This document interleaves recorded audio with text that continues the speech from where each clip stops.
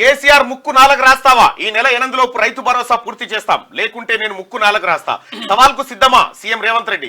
రాష్ట్ర ప్రజలపై నువ్వు మోపిన అప్పు 7 లక్షల కోట్లు, ఇప్పటిదాకా 27,000 కోట్లు మిత్తిలకే కట్టినం. బట్టి గట్టోడు కాబట్టి ఆర్థిక పరిస్థితిని గాడిలో పెడుతున్నాడు. 15 ఆగస్టు లోపు రుణమాఫీ చేసి తీరుతాం.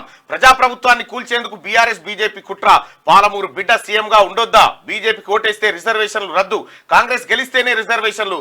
ఎన్నికల ప్రచార సభల్లో సీఎం వ్యాఖ్యలు.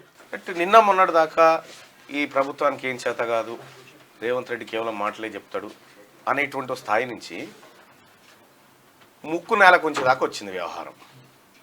8 తారీఖు లోపు రైతు భరోసా పైసలు పూర్తి చేస్తా, లేకపోతే ముక్కు నాలకు రాస్తా అని రేవంత్ రెడ్డి గారు చెప్పడం.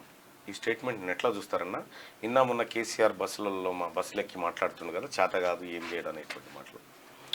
అంటే అధికారంలోకి వచ్చిన డిసెంబర్ 3 అంటే 7th నాడు ప్రమాణ స్వీకారం చేసిన తర్వాత అనేక అంటే మా మేనిఫెస్టోలో పొందుపరిచిన అంశాలు అయితేనేమి, కొన్ని పొందుపరచనివి కూడా అమలు చేస్తున్నటువంటి క్రమంలో మొన్న మార్చి 15th రోజు ఎన్నికల కోడ్ రావడం జరిగిందన్న.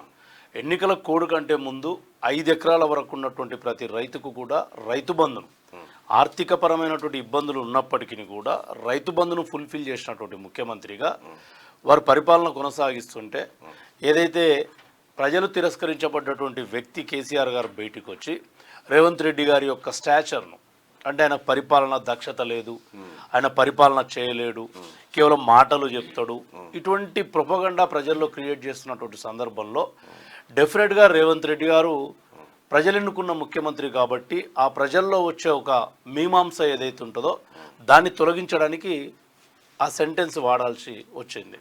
నేను ఎందుకు చెప్తా ఉన్నానంటే, మా కాంగ్రెస్ పార్టీ, నేను కూడా మేనిఫెస్టో కమిటీ మెంబర్ను, మేనిఫెస్టోలో ఉద్యోగ ఉపాధ్యాయ పెన్షనర్లకు 1వ తారీఖున ఖచ్చితంగా వేతనాలు అందజేస్తానన్నటువంటి వ్యక్తి రేవంత్ రెడ్డి గారు, మా ప్రభుత్వం కూడా. ఆ మాటను ఇప్పటికీ తూచా తప్పకుండా, అది జనవరి 1 కానీ, ఫిబ్రవరి 1 కానీ, మార్చి 1 కానీ, ఏప్రిల్ 1 కానీ, మొన్న మే 1 వరకు కూడా ఎక్కడ కూడా మేము మాట తప్పలే. ఈవెన్ మాకు డబ్బులు లేకున్నా ఆ 4 రోజులు సీఎం గారును, బట్టి విక్రమార్క గారు ఫైనాన్స్ మినిస్టర్ను, ఫైనాన్స్ సెక్రటరీలతో కూర్చొని ఒక పెద్ద ఎక్సర్సైజే ఉంటుంది. మేము అనుకుంటాం ఉద్యోగస్తులు 1వ తారీఖున జీతాలు ఇచ్చిండ్రు అని, కానీ ఆ 1వ తారీఖు జీతాలు రావడానికి, ఆర్థికంగా ఉన్నటువంటి ఆ లోటుపాట్లను అన్నింటినీ అధిగమించడానికి ముఖ్యమంత్రి గారు ఒక స్పెషల్ రివ్యూ పెట్టి అందజేస్తూ ఉన్నాం. మరి దక్షత లేకపోతే ఆ సమయం కేటాయించడము ఇవన్నీ ఉండవు కదా. కాబట్టి డెఫినెట్గా ప్రజల్లో ఒక గందరగోళమైనటువంటి భారతీయ జనతా పార్టీ ఒకవైపు, బీఆర్ఎస్ ఒకవైపు తీసుకుంటున్నటువంటి దానికోసం వారు ఆ విధంగా మాట్లాడిండ్రు. రైట్. ఇక్కడ ఇప్పటిదాకా 27,000 కోట్లు మిత్తిలకే కట్టినాం. అంటే ఈ 27,000 కోట్ల రూపాయల మిత్తి ఎందుకు కట్టాల్సి వచ్చింది? దేనికోసం కడతా ఉన్నాం? కూలిపోయిన కాళేశ్వరం కోసం, కట్టని డబుల్ బెడ్రూమ్ కోసం, పారని కాకతీయ కోసం, రాని కరెంటు కోసం, వీటి కోసం మిత్తిలు కట్టాల్సిన పరిస్థితి వస్తూ ఉంది. అయితే నేనున్నప్పుడు అద్దం లేకుండే, ఇప్పుడు వీళ్ళకి శాతనైతే లేదంటున్నాడు. వీళ్ళకి శాత కాకపోతే 27,000 కోట్ల రూపాయలు కేసీఆర్ చేసి, కేసీఆర్కు 16,000 కోట్ల రూపాయల మిగులు బడ్జెట్తో రాష్ట్రాన్ని ఇస్తే, మళ్ళీ కేసీఆర్ దగ్గరికి ఏం తీసుకునేటప్పటికి 7 లక్షల కోట్ల అప్పు చేసి పెట్టాను. ఎంత పెద్ద కొడుకు ఒక రోజుకు 270 కోట్ల రూపాయలు కేసీఆర్ చేసిన అప్పులకే కట్టాలి మనం. అటుకులో బుక్కిండో అప్పులో చేసిండో కొడుకు, పెద్ద కొడుకు అని చెప్పి అటుకులు బుక్కిన అహోరాత్రులు అంటా ఉంటాడు. ఏ రాత్రి ఖాళీగా లేడు ఆయన. అంటే ఇప్పుడు అనాలోచితంగా, అయాచితంగా నిర్ణయాలు తీసుకొని అవి ఆర్థికపరమైనటువంటి నిర్ణయం. అవును. అంటే పొలిటికల్ డిసిజన్స్ ఏం పోయిందన్న నెత్యాకత్య. అదే అన్న, పొలిటికల్ డిసిజన్స్ వేరే ఉంటాయి, ఫైనాన్షియల్ డిసిజన్స్ అనేది సిస్టమేటిక్ తప్పినటువంటి క్రమంలో ఇవాళ దాన్ని సెట్ చేయడానికి రేవంత్ రెడ్డి గారు ఎంత కష్టపడుతున్నారో నేను పార్టీ లైన్లో ఒక ఉద్యోగ సంఘాల నేతగా కూడా నేను చూస్తా ఉన్నాను. మీరు చూడండి, ఇలా ప్రజలకు ఎంత భరోసా కల్పించాల్సిన అవసరం ముందు రేవంత్ రెడ్డి గారికి ఈ సిచ్యువేషన్ మీద ఆందోళన ఉన్న ప్రజలకు ఒక భరోసా కల్పించే బాధ్యత ఉంది. ఆ బాధ్యతనే వారు మాట్లాడుతున్నారు. నేను ఒక ఎగ్జాంపుల్ చెప్తా మీ ద్వారా ప్రజలకు కూడా. టానిక్ అని ఒక వైన్ షాప్ ఉంటుంది, గౌరవ రాజ్యసభ సభ్యులు. ఇప్పుడు అంత విస్తరించింది, బ్రాంచెస్ అయినాయి. మాదాపూర్ పెద్దమతాలి టెంపుల్ నుంచి పోతుంటే మీరు ఆ నీరూస్ పక్కన ఉంటుంది ఒక టానిక్. నేను 2015లో అన్నా, దాని మీద నేను కేసు కూడా వేసిన. అర్ధరాత్రి జీవో వచ్చింది, అది ఒక్కదానికి ఆన్లైన్లో 2 minutes పెట్టిండ్రు అప్లై చేసుకోవడానికి. 2 minutes తర్వాత అది ఆన్లైన్లో క్లోజ్ అయిపోయింది. అప్లై చేసింది సంతోష్ రావు గారి ఫ్రెండ్, మన మాజీ రాజ్యసభ ఇప్పుడు ప్రెసిడెంట్. అవి మొత్తం బ్రాంచెస్ అయినాయి ఇప్పుడు. వాళ్ళు గవర్నమెంట్ కట్టే ట్యాక్స్ ఎగ్గొడుతున్నారు.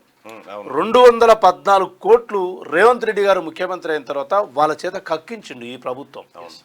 గతంలో ఏం చేస్తుండ్రి, ఓ 50 కోట్లు సంతోష్ రావు గారికో లేకపోతే ఇంకో రావుకో ఇస్తే వానికి 164 కోట్లు మిగులుతుండే. ఇప్పుడు ఏమైంది, రేవంత్ రెడ్డి గారు వచ్చిన తర్వాత స్ట్రిక్ట్గా 214 క్రోర్స్ గవర్నమెంట్కి తీసుకొచ్చిండు.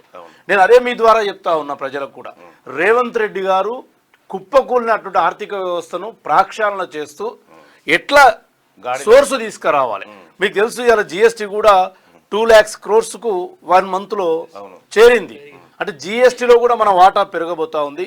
అన్నింటి మీద కూడా రివ్యూ చేస్తారు రేవంత్ రెడ్డి గారు. గత ప్రభుత్వంలో కేసీఆర్ గారు కేంద్ర ప్రభుత్వం నుంచి వచ్చే వాటాను కూడా సక్రమంగా అడగలేకపోయారు.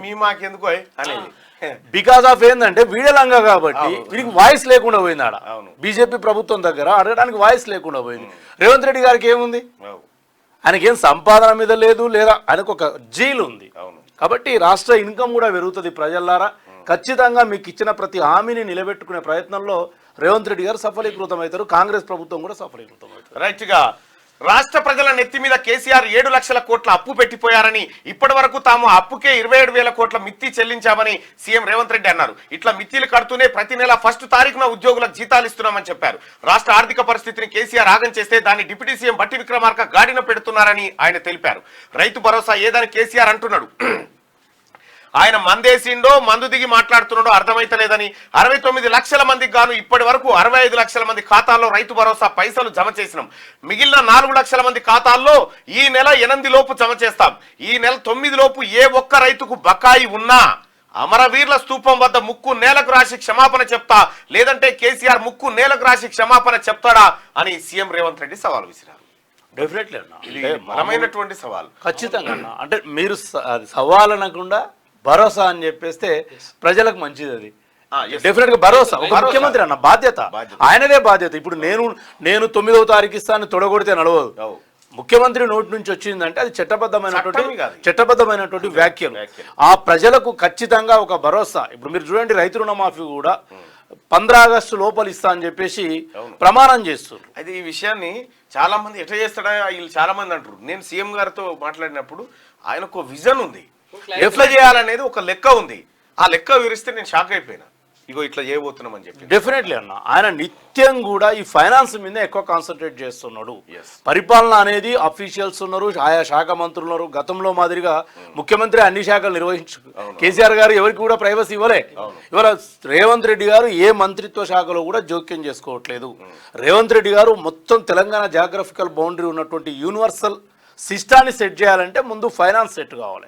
ఆ ఫైనాన్స్ సెట్ అయితేనే రాష్ట్రం గాడిలో పడుతుందని చెప్పేసి అనునిత్యం కూడా రాత్రి 12-1 వరకు కూడా అఫీషియల్స్తో, ఫినాన్స్ సంబంధించిన అఫీషియల్తో వారు చర్చలు జరుపుతా ఉన్నారు. డెఫినెట్గా దీన్ని గాడిలో పెడతారు. ఆయన చెప్తున్నటువంటి ఒకే మాట, కేసీఆర్ ఉన్నప్పుడు నెలకు 10,000 కోట్ల రూపాయలు వచ్చేది ఉంటే ఇప్పుడు 10,600 కోట్లు. ఎందుకంటే దుబారాలన్నీ ఖతం చేసిండు. దుబారా ఖర్చులన్నీ ఖతం చేసి మొత్తం అంటే ఎక్కడికక్కడ మిగులు ఉండేటట్టు, ఎక్కువ రాబడి వచ్చేటట్టు ప్రభుత్వానికి, ఆ రాబడిని మళ్ళీ ప్రజలకు ఇచ్చేటట్టు ఆయన ప్రయత్నాలు చేస్తూ ఉన్నాడు. సో